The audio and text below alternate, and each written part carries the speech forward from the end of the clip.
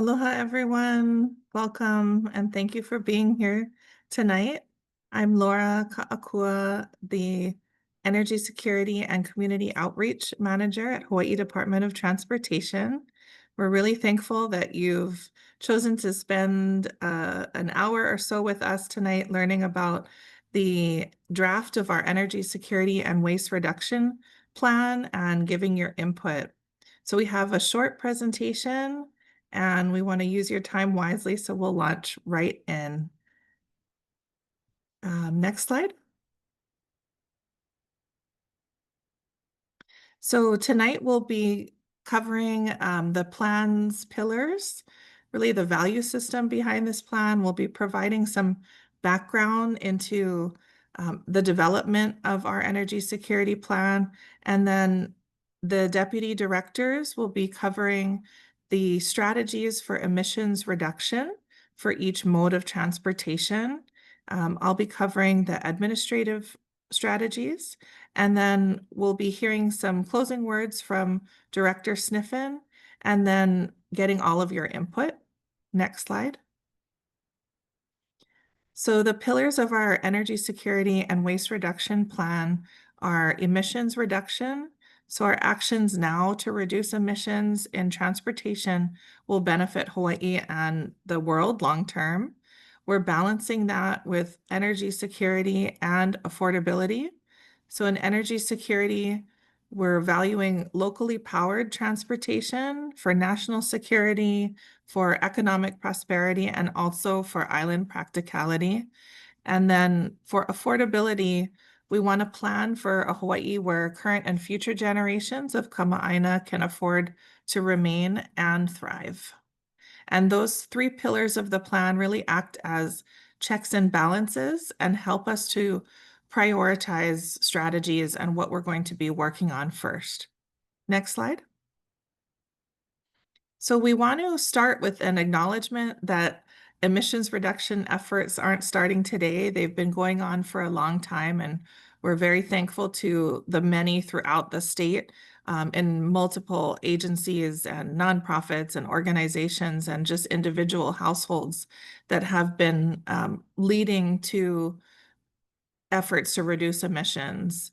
As a result, Hawaii has been a leader in many aspects. We're a leader in EV adoption, also in rooftop solar.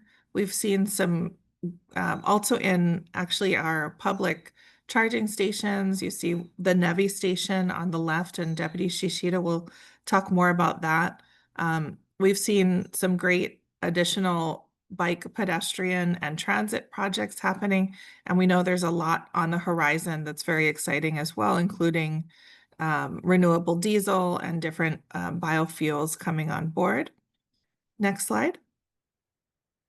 And so even with all of those great efforts, we're here today and working on our energy security plan because transportation is about half of the emissions coming from Hawaii from our measured in our annual greenhouse gas inventory. And so we know that there's more work to be done. Next slide. In last summer, June 2024, Hawaii Department of Transportation, Hawaii's governor, and 13 youth signed a settlement agreement on the Navahine settlement. And this historic settlement formalizes Hawaii Department of Transportation and the state's commitment to electrify and decarbonize transportation to meet the state's climate targets, which are set in law. And the settlement agreement also acknowledges that we can't do this work alone. We need all of you on this call. We need agency partners, industry, and really our whole public to figure out ways that they can contribute to our state's climate goals. Next slide. So the settlement agreement has specific requirements for our energy security and waste reduction plan. We must develop and implement a comprehensive statewide plan to reduce greenhouse gas emissions from the transportation sector on a timeline that complies with existing state law.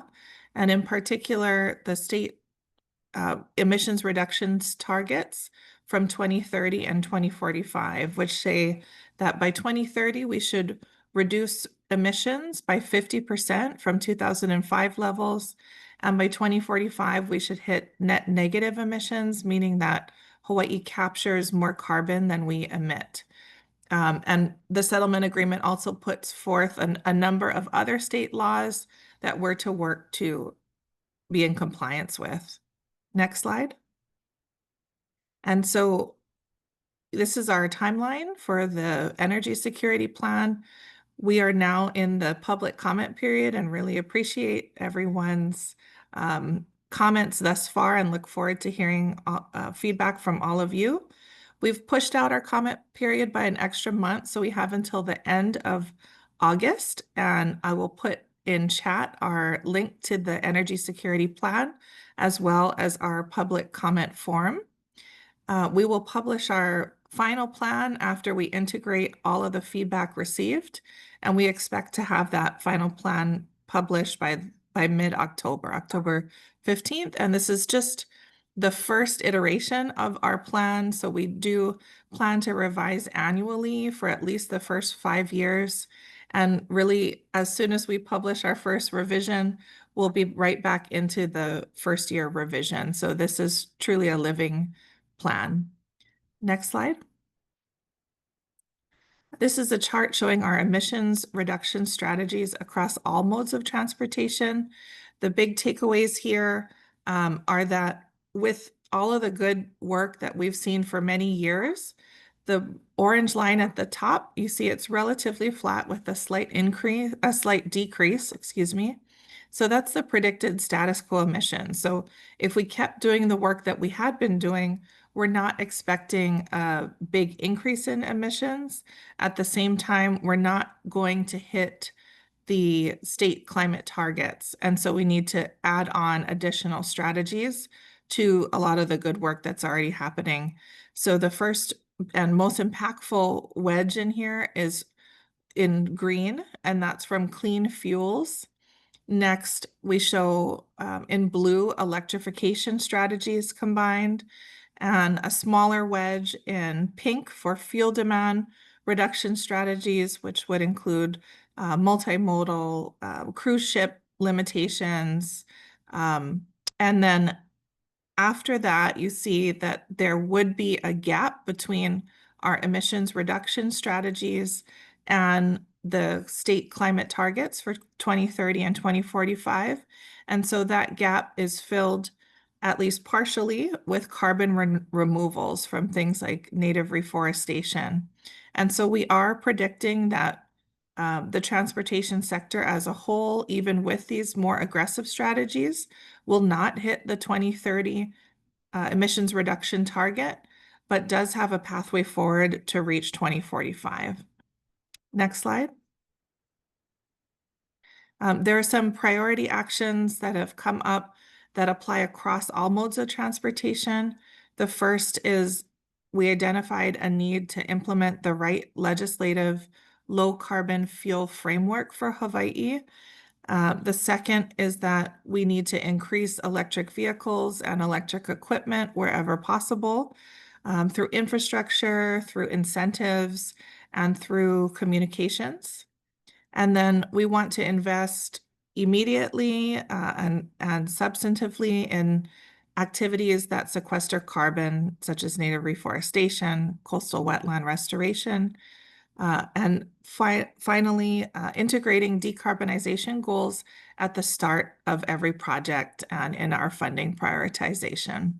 And next, I'll turn over to Deputy Director for Highways, Robin Shishido. Next slide.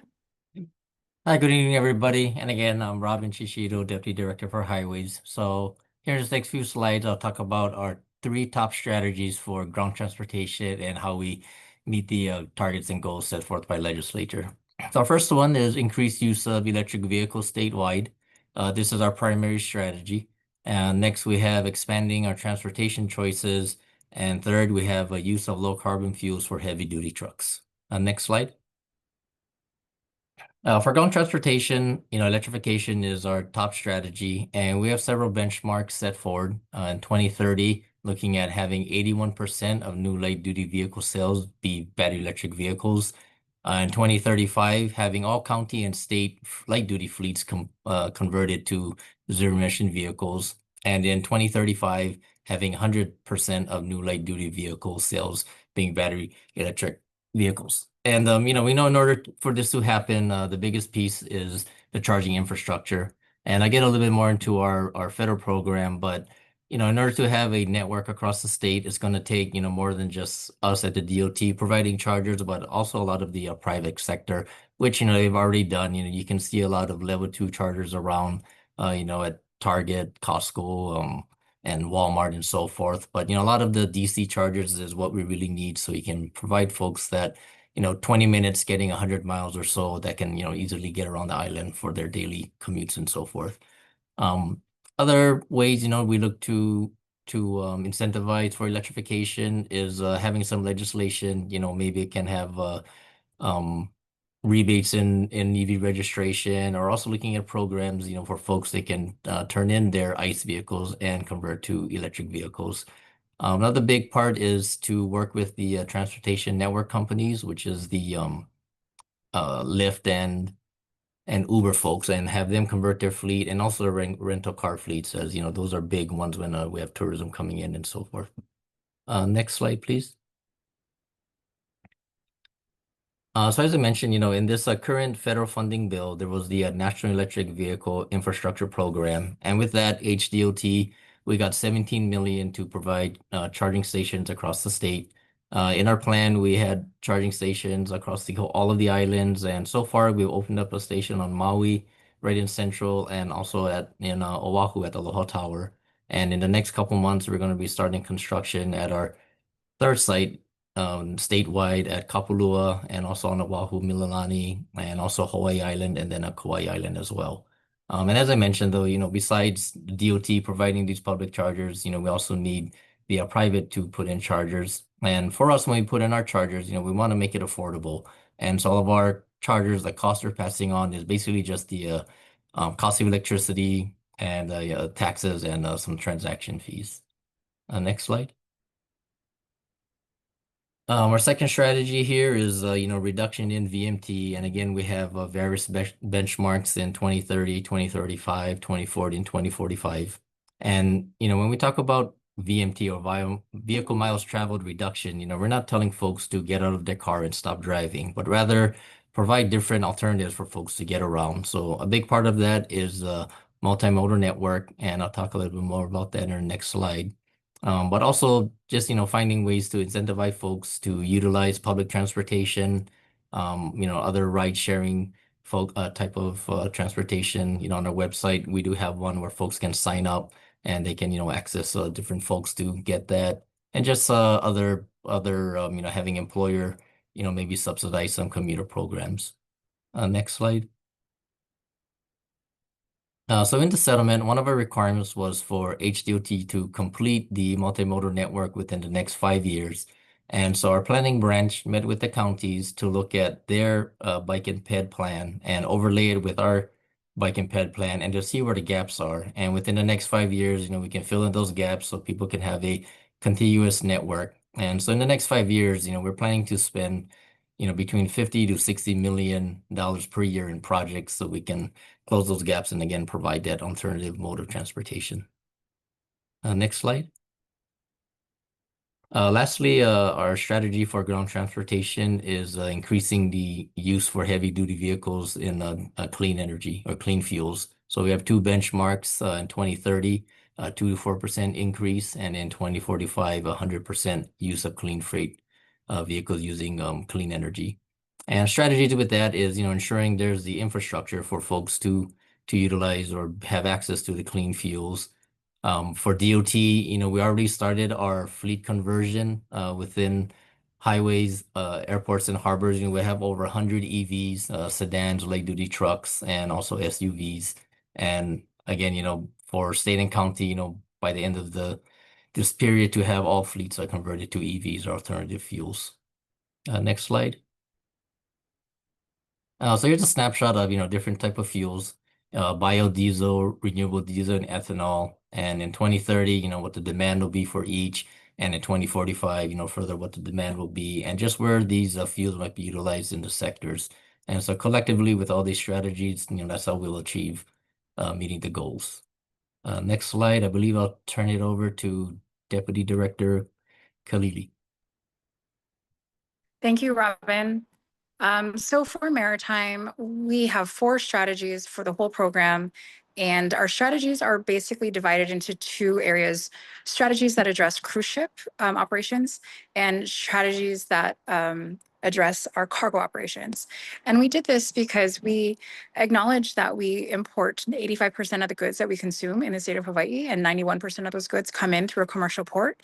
And given the role that the commercial ports play and our cargo operations play in our overall state economy, we are very conscientious of our strategies and the effect that they may have on the cost of transport of goods. So in the next couple of slides, we'll get a little deeper into the strategies. So next slide, please. So for cruise operations, our strategies are oriented around reducing their operations, which thereby decreases the fuel demand. And so what we're proposing in this plan is a significant reduction of cruise ship operations. And here on the screen, you see the different benchmarks for 2030, 2035, and 2040. But basically 15 years from now, we're going to see 100% reduction in cruise calls to our ports for non-home ported vessels. So we do have currently 1 home ported vessel, but this is what we're looking at across cruise operations. So some of the feedback that we've gotten through some of the other public meetings and some of the initial written comments that we've gotten, indicate, some concern about this. But when we developed these strategies, we looked at the status quo and what the operations are. And so while we acknowledge that certain cruise lines and the industry as a whole are committing to certain reductions, we are not seeing the benefit of those changes in the ships that call to Hawaii. So based on what we know of the existing operations, we've developed this strategy. Next slide, please. So this adoption of clean fuel strategy with the various benchmarks that we have outlined on the screen are oriented to our cargo operations, including interstate, so cargo coming from California or the West Coast here to Hawaii, how we move cargo between our islands, and some of the craft that remain in the ports. They don't travel outside, Honolulu Harbor, or Kahului Harbor, as the case may be.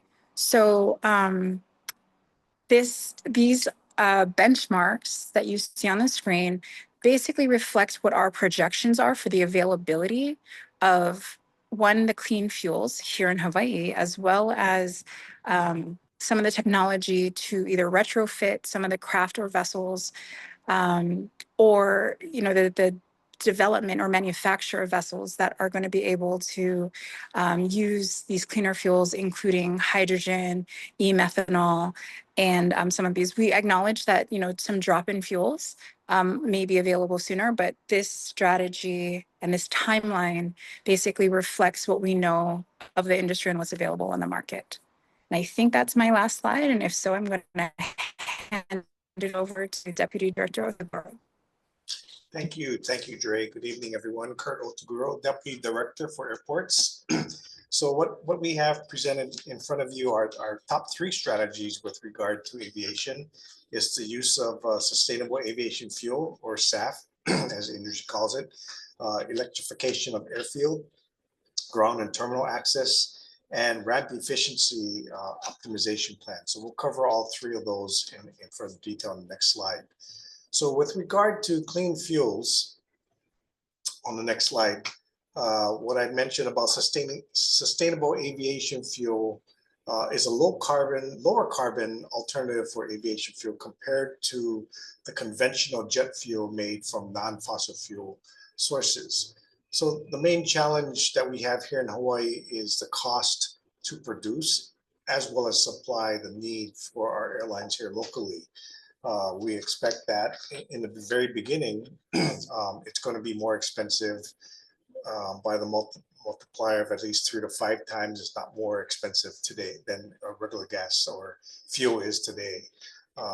We have been working with the legislature, and we need regulatory support that's essential to expand the use of SAF, including tax credits, incentives for investments, and what have you.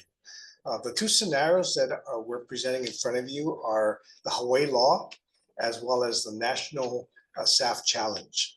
So you can see that the state legislature established a goal for 2045 to get net negative emissions.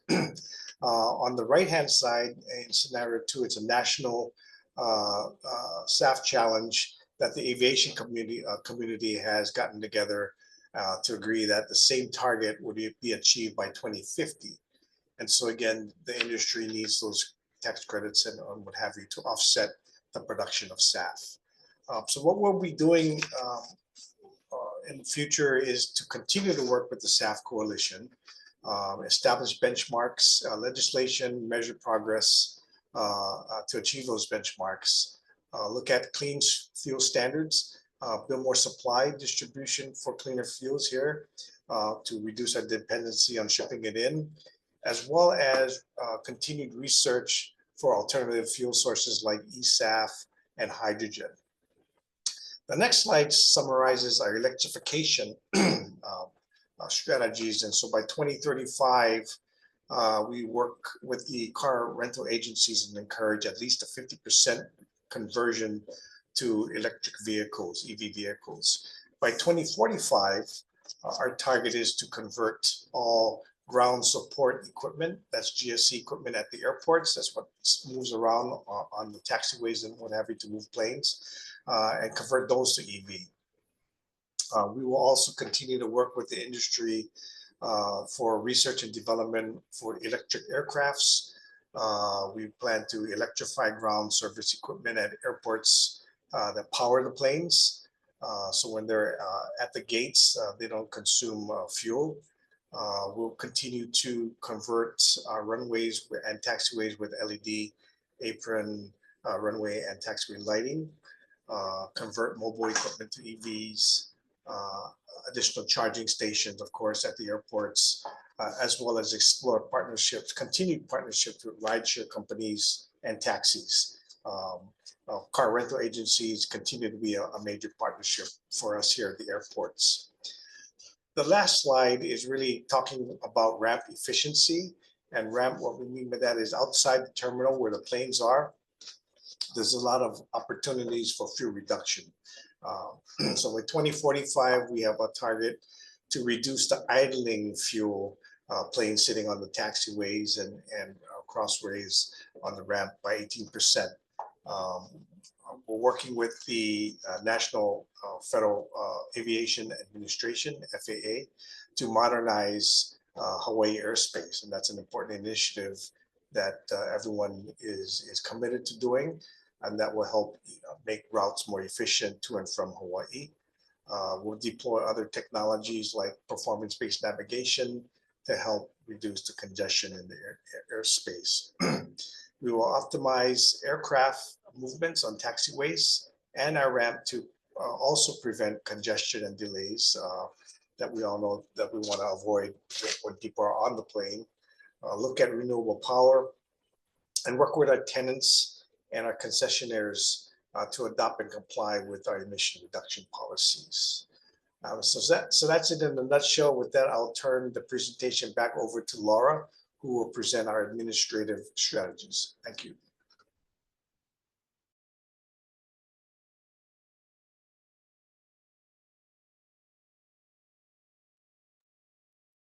Thank you, Deputy Otaguro.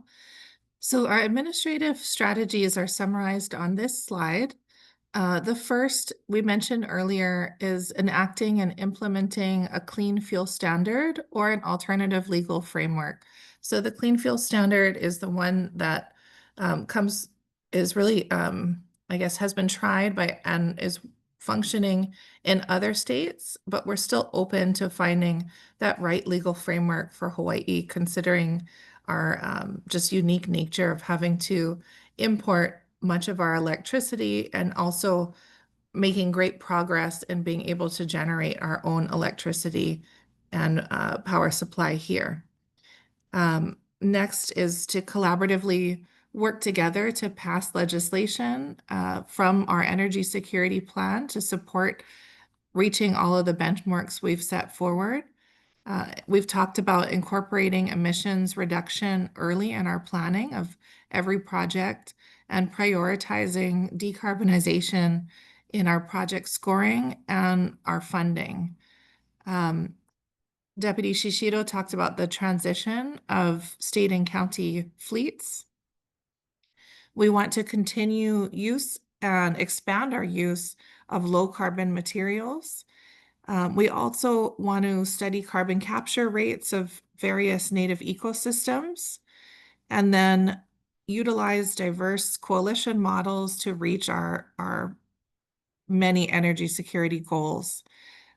Having a consistent youth presence at the table with insights to advise the department has been very helpful in this past year. And we want to continue that through our Hawaii Youth Transportation Council and other ways to invite youth into the conversation. And you'll hear from one of our members in a minute. And then revising our policies to reduce emissions and increasing our staff education and capacity. We have been generating electricity at our facilities, and we want to look for those opportunities to do more of that. And then exploring green budgeting, green procurement, and really emerging strategies in administration and financing. Next slide. So this is a slide on the Clean Fuel Standard that I've mentioned a few times. It's really a program that encourages fuel companies to produce and sell cleaner, lower carbon fuels by offering financial incentives. So there's a baseline carbon intensity set, and then those who produce fuel that's under the carbon intensity get credits, and those that are still not reaching that carbon intensity can buy their credits. So it really is a market-based strategy established by policy. And we'll be doing a feasibility study to understand the economic impacts of such a possible measure. And we should have at least initial results from our feasibility study before next legislative session. So we really want to understand the impacts on Kama'aina before we make a recommendation for a new policy such as this. Next slide. So we talked also about increasing carbon sequestration efforts to really balance out the emissions that will be slowly decreasing from the transportation sector. And we have had we've already started in our own efforts to support native plantings. There's a QR code. You can learn more about Hawaii Department of Transportation efforts there. And we want to see a lot more happen statewide and a stronger investment into these proven sequestration methods, including native reforestation, restoration of coastal wetlands, improving our biosecurity, and even more support for regenerative farming methods and traditional Hawaiian farming practices that capture carbon in the soil. Next slide. I'll turn over now to one of our amazing Hawaii Youth Transportation Council members, Connor, to share a little bit about the work the council does in advising the department. Connor? Hello everyone. My name is Connor Yuleen, and I am a member of the Hawaii Youth Transportation Council from the island of Maui. And our council was formed after the Navahine settlement agreement with HDOT, and what was basically created so that we can advise HDOT on issues such as greenhouse gas reduction in the transportation sector, and also pedestrian safety on the roads in Hawaii. Next slide.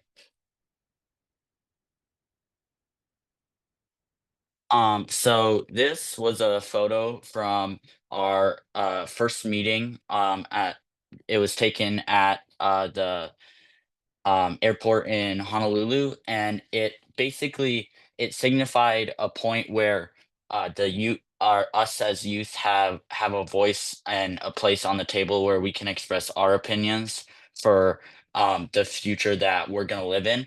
And the it's I feel that it's really important for us to be able to say what we believe and what we need for our future.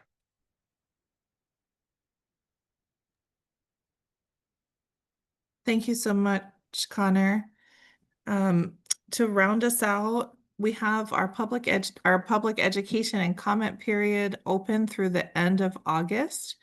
The draft plan you can reach by the link that I put into chat. And we're going to be adding additional public presentations as the month of August continues on. So tomorrow, Director Sniffen will be joining a town hall, Representative Kila's town hall in Waianae, and we'll be sharing about a number of projects that the department has, but including in that will be the energy security and waste reduction plan. And we'll be having those meetings once scheduled posted on the same website. So please do check back in for that. Once we are able to receive all the comments throughout the month of August, we'll integrate them into our plan and publish a final plan by October 15th. And as we said at the start, this is an ongoing conversation. We're going to be refining the strategies as we get more information from industry. We're going to be, hearing in the month of August, especially from rural and underserved communities. And we just really appreciate you being here and listening to our presentation, and look forward to now turning over to all of you and getting your feedback. And I'll be fielding questions. And actually, Director Sniffen is here, so perfect timing. I'll turn over to Director Sniffen for some closing words. Thanks, Laura, and thanks, Robin, Kurt, Dre, for presenting on the plan. As everybody heard, this is just a real quick summary of the draft plan that was put out to the public. But we're not going to finalize it until we get feedback from the community. We've been working with industry throughout, other community leaders throughout. Wanted to make sure that we offer the opportunity for everyone who wants to comment on this through this process. We can go through here electronically, or we can you can submit your comments as well. Either way is fine. Laura's going to be watching the chat and the boards to see if there's anybody who has comments. If you have any questions, comments, concerns, please put your hand up and we'll call on you.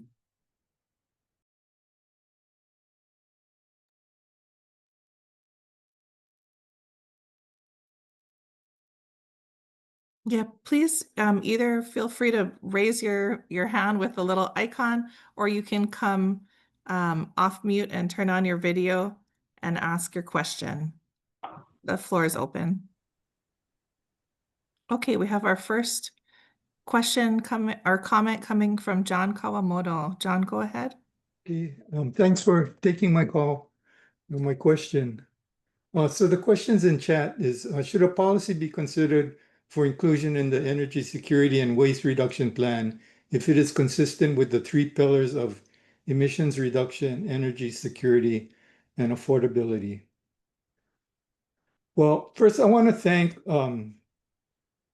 HDOT for opening this meeting up to the public and asking for public input and making the process transparent.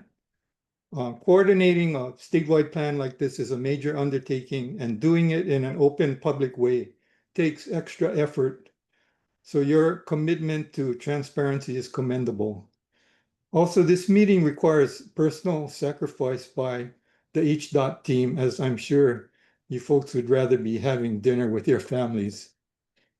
The policy I'd like to have considered is carbon cashback, which is a form of carbon pricing. It's consistent with the 3 pillars, as I mentioned, and it makes other emissions reduction policies more effective. It's budget neutral, and finally, it can fund some of the projects listed in the draft plan. So those are a lot of claims. I'd like to briefly justify each of them, but if I go on too long, please stop me and I can submit the rest in writing. Awesome. Thank you, John. Please go ahead. Okay, first, emissions reduction. Carbon pricing is used in 46 countries, including Japan, Canada, and the European Union, and it now covers nearly 1/4 of global emissions.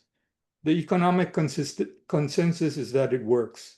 UHERO studied a version of carbon cashback and found that it would cut emissions statewide by 10 to 13%. Second, energy security. Carbon pricing would accelerate a shift away from fossil fuels to local renewable energy because it would make those forms of energy more feasible financially. Carbon pricing would affect the entire economy, but transportation is a very large sector, and transportation fuel is largely fossil-based. So carbon cashback would have its greatest effect in the transportation sector. Third, affordability. Carbon cashback distributes revenue to people as equal per person dividends. That means that most households, especially working families, would come out ahead financially. Multiple studies provide strong evidence that carbon pricing has a synergistic effect. In many cases, carbon pricing makes other emissions reduction policies more effective. Carbon cashback would strengthen policies in the draft plan, such as transitioning to EVs. Carbon cashback is budget neutral. It uses mechanisms now being used by state government for implementation, and it pays for itself. In today's environment of shrinking federal funds, that's a major strength. A final benefit of carbon cashback is that a portion of the revenues could be set aside to fund initiatives that are now in the draft plan, such as EV charging infrastructure and EV purchases. If 20% of the revenue were dedicated to these projects, it would eventually grow to $100 million.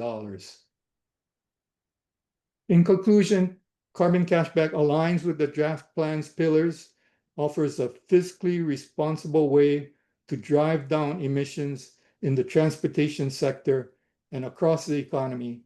I recommend including it in the final version of the plan. So I'm not asking you to commit right now to anything. I'm just asking you to think about it. And I got a final question. I'm sure that HDOT is going to consider all of the suggestions and recommendations made by the public. Just to close the loop, how will the public find out about these decisions? Will the decisions and the reasoning behind them be included in the final report? Or will it be on HDOT's website? I just want to be able to find out what HDOT's decision is. So final words, thank you for allowing the public to participate in the development of the plan, and mahalo for your kind attention. Thanks, John. Appreciate the input on this one. Carbon cashback's been a discussion point on all three of our presentations so far, and they're really good. We are following up to make sure that we understand what the overall economic impact is of carbon cashback or carbon pricing throughout. And we're making sure that we make a recommendation to our legislature before next legislative session. So we may not be able to get through the analysis prior to finalizing this report. But what we'll do is make sure that we take all the comments that came in from the public, put it on our website to make sure everybody understands the comments that came through. Let the public know what we will support or what we will include in the report, what we cannot include because we cannot support it, or what we cannot include because we didn't finish up the analysis on it. Then we can move forward with the legislature for next session and the update to this report again after that. So we're going to have boxes or parking lots for issues that we couldn't finalize prior to this draft plan finalization for this year. Does that make sense? Yeah, thank you so much. Awesome. Thank you, John. Thank you, John. Next is Michael. Yeah, hi, can you hear me? We can. Great. I guess first off, full disclosure, I am a reporter with Aloha State Daily in Honolulu. Just figured I'd get that on the record. So I did some back of the napkin math. It's pretty rough, but as far as I can tell, if we were to convert every internal combustion engine vehicle into an electric vehicle, um, the amount of charging power we'd need would be about 40% of what HECO generated throughout the entire state last year.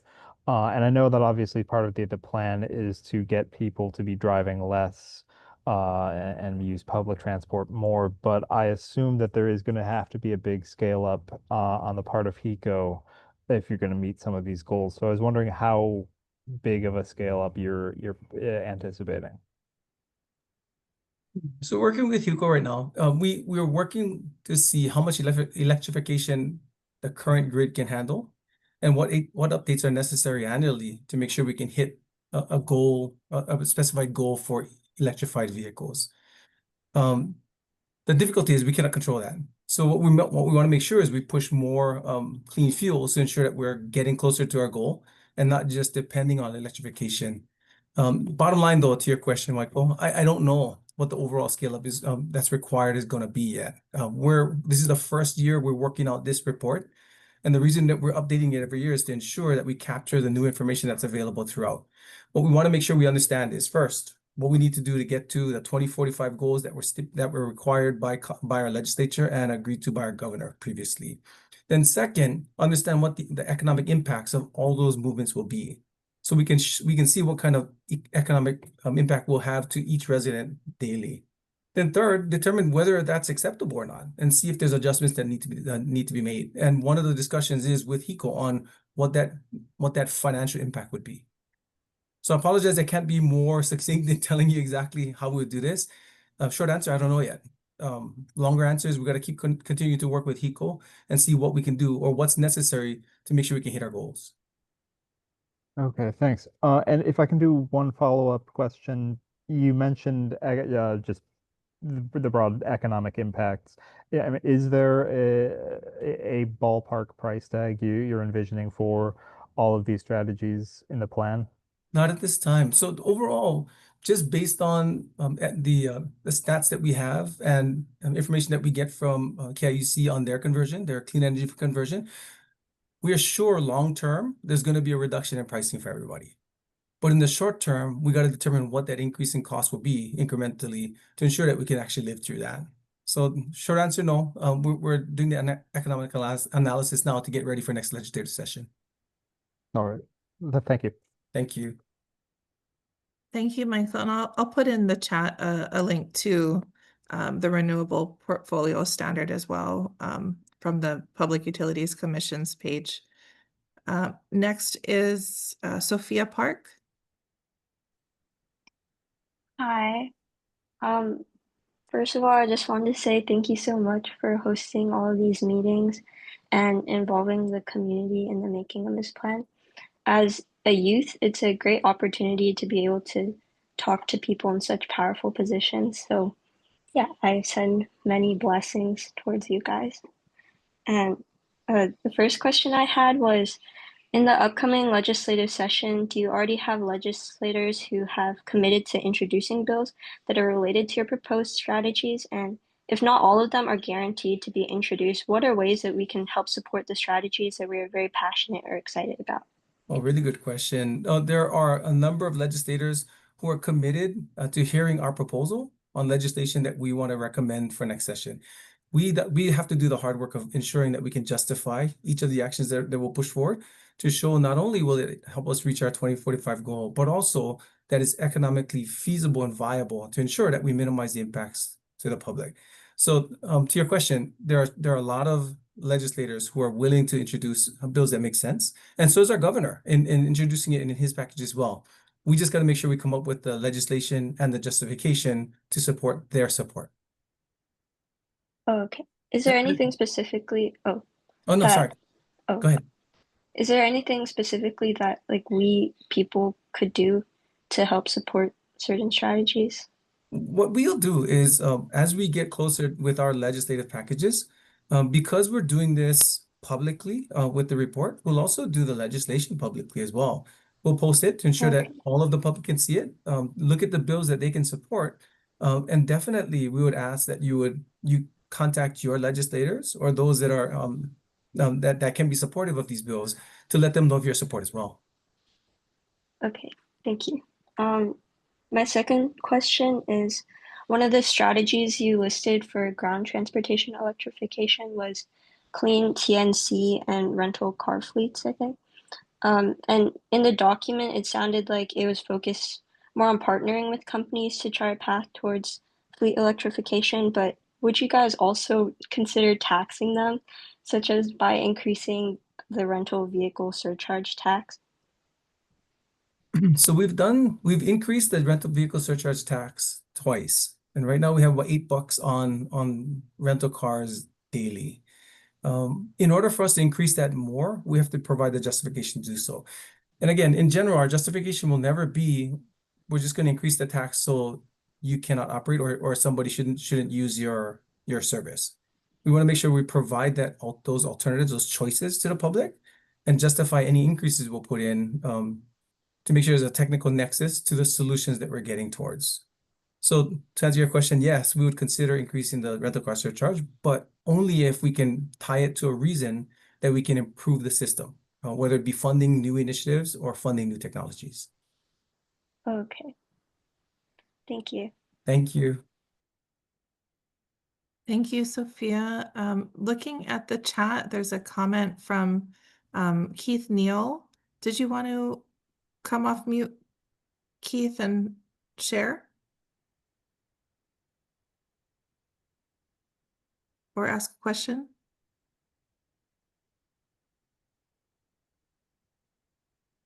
Laura, I'll just read it. Okay. So the comment is, in Hawaii, water and food growing land is limited. Hawaii-grown SAF, clean fuel that ends up being burned, is a misuse of a precious resource. Asking taxpayers, ratepayers to subsidize SAF makes the idea worse. Look to what is done and how it is done for efficiencies.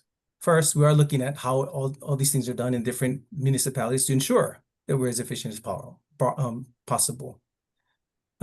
Second, when we start looking at SAF, if we move towards a clean fuel, and this is, again, everybody should understand, this is a law that we must follow. Getting to a 2045 clean energy future is not a DOT initiative. It's a law. It's something that we have to do.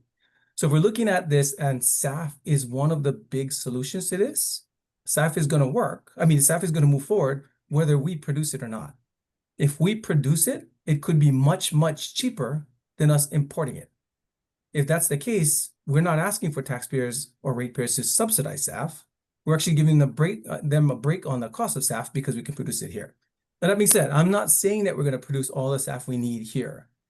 There are lands that are available for growing that are fallow at this time.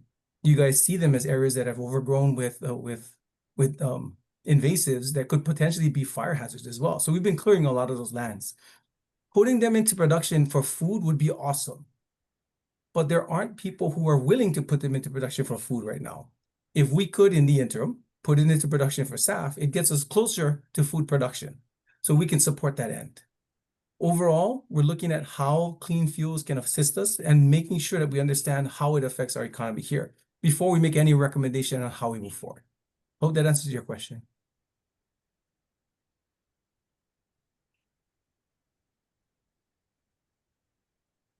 Keith, feel free to join the conversation if you have any additional We have questions. another hand up already. Okay. Ethan Landy, yeah, please feel free to unmute. Thanks, Laura. Good evening, everyone. Thank you for hosting this evening. Very informative. Question about TNCs, similar to sort of what Sophia was asking earlier. You mentioned collaborating or partnering with them. Do you have any further detail on how you might plan to do that to shift their fleets towards a more electrified fleet or move them away from ICE vehicle dependency?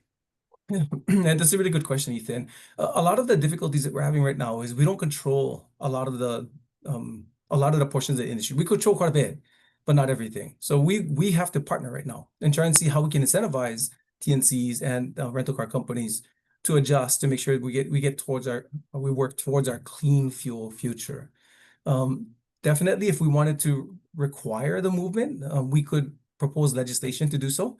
But first, we're going to partner with them, try and see what we can do to ensure that we can help them make the conversions a lot easier. If we cannot, then there's potentials that we may have to work with our legislature to see if there is a time frame that we can mandate a certain conversion. Does that answer your question? Yes, thank you very much. Thank you.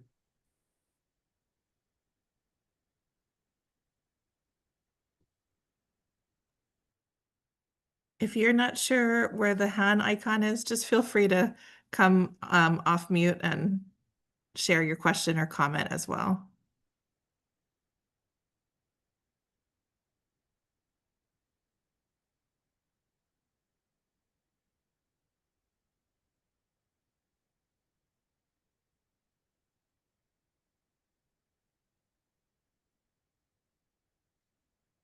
And I guess I'll just acknowledge for some of you, this might be the first time hearing about Hawaii Department of Transportation's Energy Security Plan. So we've put in chat the link to our website.